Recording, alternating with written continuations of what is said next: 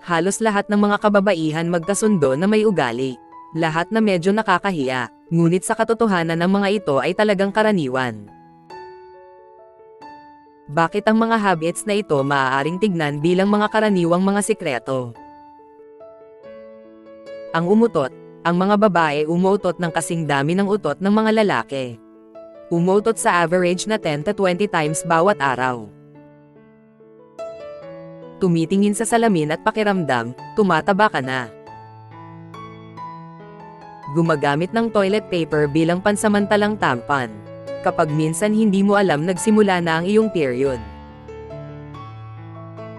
Hindi nalalabhan ng tama ang mga bra. Ito ay hindi lamang ayaw natin maglaba. Pero minsan wala tayong oras o energy para maglaba, lalo na kapag ang proseso ay tumatagal ng maraming oras. Mangulangot.